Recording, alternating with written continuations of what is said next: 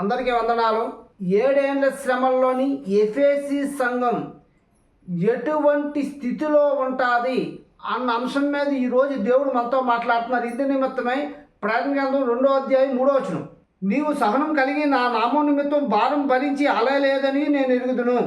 7 ఏళ్ల శ్రమల కాలంలోని ఈ ఎఫెసీ సంఘం అపోస్తులు కాకే తాము అపోస్తులని చెప్పుకున్న వాళ్ళ యొక్క బోధని అంగీకరించిన వాళ్ళు, అంటే అనేక మంది నా పేరిట వచ్చి నేనే క్రీస్తునని చెప్పి మిమ్మల్ని నమ్మిస్తానని చెప్పి మత్తయి సువార్త 24వ అధ్యాయంలో చెప్పబడుతుంది. ఆ శ్రమల కాలంలోని ఆ సాతాను సమూహం వాళ్ళు పెట్టిన శ్రమల్ని తట్టుకుని నిలబడిన సంఘమే ఈ ఎఫెసీ సంఘం. సహనంతోనూ ఓర్పుతోని దేవుడి వైపే తిరిగి ఎన్ని శ్రమలు వచ్చినా సరే, ఎన్ని కష్టాలు వచ్చినా సరే, ఆ శ్రమలను తట్టుకుని, ఆ కష్టాలను తట్టుకుని ఆ 7 ఏళ్ల శ్రమల్లో నిలబడిన సంఘం ఈ ఎఫెసీ సంఘం అని ఈ వచనం ద్వారా మనకు అర్థమవుతుంది. దేవుడి కొద్ది మాటలు దీవించును గాక. ఆమేన్.